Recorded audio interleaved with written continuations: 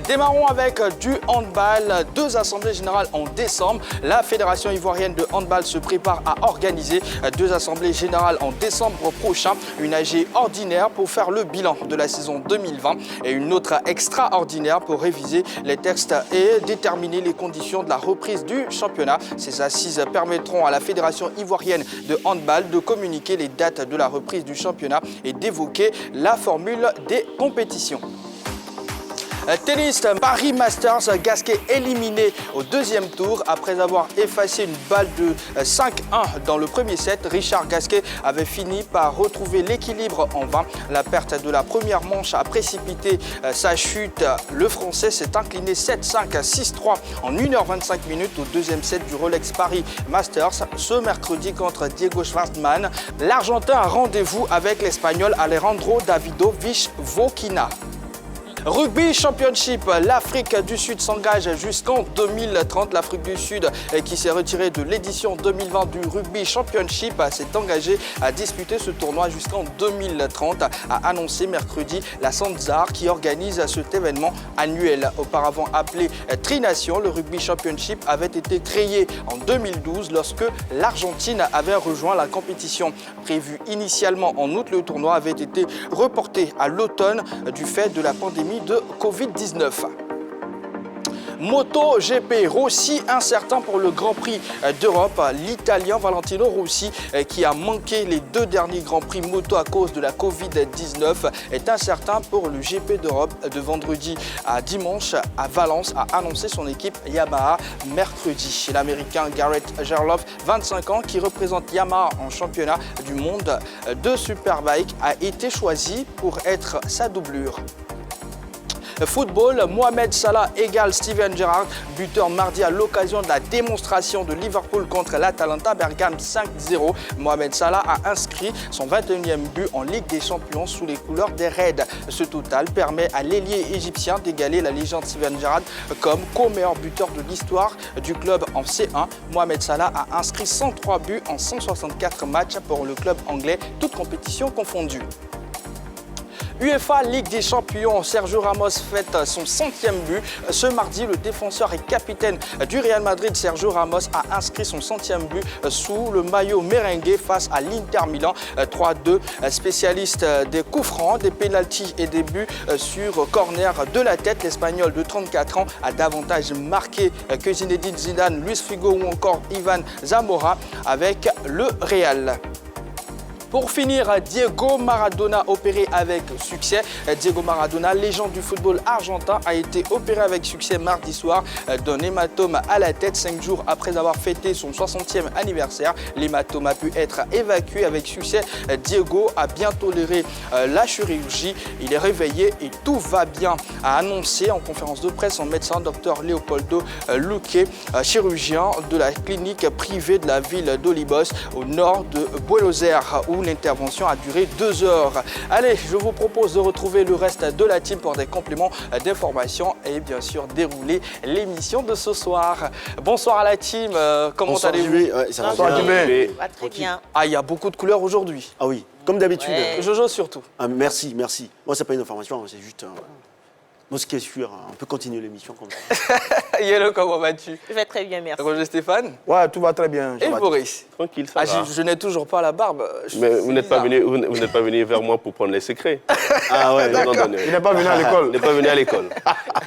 Alors, la team, qu'est-ce que vous retenez des news de ce soir? On va commencer par la dame. Donc, Yellow. Oui, alors Diego Maradona qui sort sain et sauf de son opération cervicale. Il faudrait dire que la vie ou la santé de Diego Maradona n'a pas été tellement de tout repos parce qu'il a quand même enchaîné assez de crises, assez de maladies à succession. En 2000, par exemple, il est victime d'une crise cardiaque suite d'une overdose. En 2004, il est victime d'un surpoids. Il pesait plus de 100 kg et il a encore eu une crise cardiaque. En 2007 encore, il a enchaîné une autre crise cardiaque et dernièrement, il avait des prothèses au genou. Il peinait même à marcher. Donc, c'est pas nouveau de voir Diego Maradona dans ce genre de situation-là par rapport à sa santé qui est a priori très fragile. Maintenant, par rapport à l'hématome qu'il avait à la tête, c'est pas forcément suite à son mode de vie parce qu'on le sait très fêtard. Le Premier ministre argentin, Cristina Kirchner, avait aussi cet hématome-là, mais ça n'a en rien émaillé sa santé mentale. Donc, on va souhaiter un prompt rétablissement à Diego Maradona qui, pour son 60e anniversaire, déjà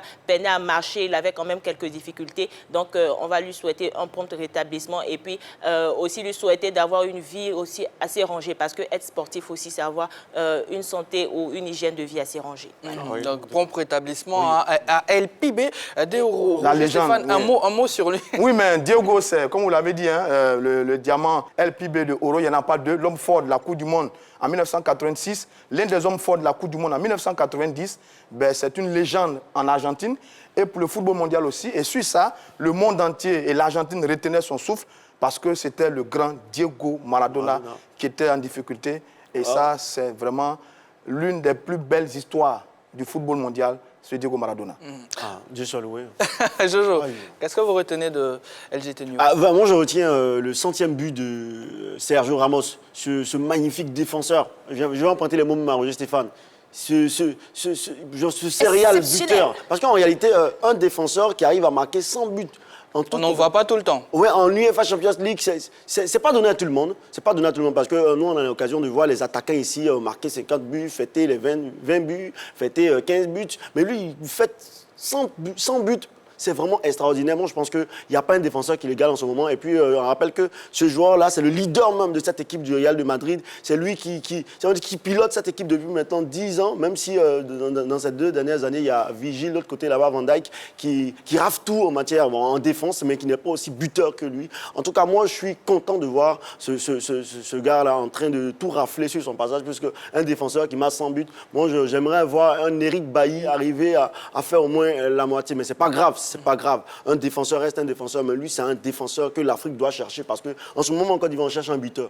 Mais si un défenseur peut devenir buteur aussi. C'est pas possible. On ne pourra pas avoir la nationalité. Même s'il a une grinta exceptionnelle. Non, parce qu'en réalité, on voit les Noirs chercher les pays européens là-bas pour jouer dans leur sélection nationale là-bas. Mais si on demande pardon, on le corrompt aussi, bon, on sait jamais. Non, mais on ne sait jamais. Ça lui donne quelques billets d'argent. Non, on le fera pas, on le fera pas. Il en a déjà beaucoup. Le président au de la Real de Fédération Madrid. peut faire ça, on ne sait jamais. Jojo. On lui dit de venir jouer pour la Côte d'Ivoire parce que nous, on cherche un numéro 9. On cherche, on ne trouve pas. Un défenseur qui marque aussi. On a suffisamment de bons talents ici en Côte d'Ivoire. Oui, on a Il faut du juste talent. faire une bonne détection et permettre en tout cas à ces jeunes-là de s'exprimer au sein de. Avant la détection, on peut l'appeler quand même. Nationale. Mais Sergio Ramos, c'est un certain niveau quand même, hein, celui-là. Oui, quand même. Formé à Séville, il arrive au Real en 2005. Depuis 15 ans, il est au top niveau dans cette équipe du Real. C'est vraiment le vrai leader, le vrai patron de cette formation, avec l'équipe nationale de l'Espagne également. Sergio Ramos, comme il le dit, c'est peut-être sur ces 10 dernières années le meilleur défenseur au monde, même si Virgil van Dijk, le défenseur de Liverpool, sur ces 2 ans, est très bon. Il essaie de lui tenir tête. Sergio Alors, Ramos, vraiment... Roger Stéphane, qu'est-ce que vous retenez de l'actualité du jour? On va parler de handball. Et calendrier inhabituel pour la Fédération ivoirienne de handball qui prévoit faire 2 assemblées générales au mois de décembre. Une pour faire le bilan et une autre pour revisiter les tests. Bon, la Covid est un peu responsable de tout ça, mais on a envie de se poser quelques questions. Pourquoi 2 assemblées générales dans le même mois?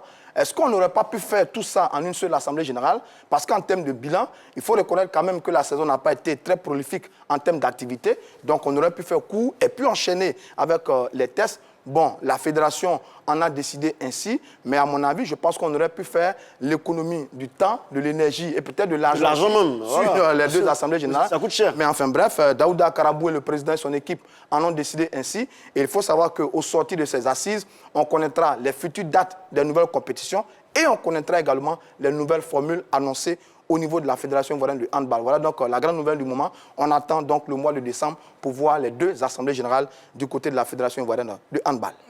JB, est-ce que je peux saluer mon frère? Il est très bon. Aboubacar Karabou et Roger Stéphane. Aboubacar Karabou, le président de la Fédération. Si. Je peux saluer mon frère, il est très bon, en tout cas dans ce sport-là. Voilà, c'est lui qui m'entraînait un peu. Mais bon. Il joue dans quelle équipe? Non, il n'a pas d'équipe en ce moment. Ah, d'accord. Et Boris? Oui, JB, nous, on va s'intéresser à un Africain qui a fait parler de lui en Ligue des champions européenne de football. Il s'agit de de Mohamed Salah, le pharaon de la Marseille du côté de Liverpool, s'incruste un peu plus dans l'histoire de cette équipe de Liverpool. Pourquoi?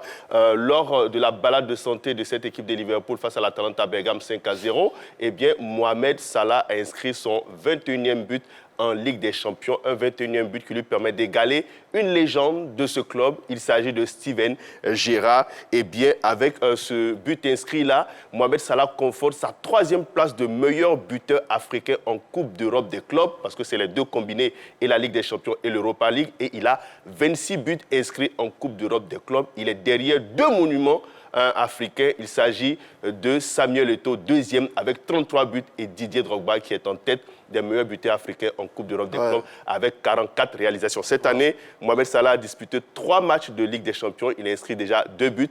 À 28 ans, il a encore du temps pour essayer de rattraper Samuel Eto'o et Didier Drogba.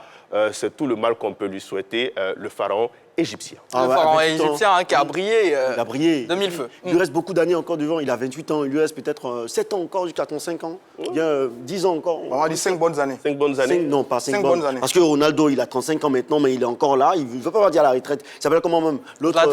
Zlatan, il est encore là. Mais il se va 39 ans, il se va dans 40 ans, il est là. Nous, les joueurs africains, on s'est fatigué trop vite. On ne sait pas pourquoi. À 35 ans, on devient vieux jusqu'à. Jojo, vous avez peut-être. Je suis d'accord avec vous. Tu n'as pas besoin de l'instant. D'accord avec Jojo. Oui, je suis d'accord avec vous. C'est fatigant. Il faut continuer de jouer. Hein. Voilà, ils peuvent le faire, ils peuvent réussir à jouer à cet âge-là, 40 ans, 41 ans, pourquoi pas. Ils sont trop pressés de prendre la retraite. Et voilà, c'est sur cette note d'humour proposée par Jojo, bien sûr, qu'on va passer au focus de ce soir.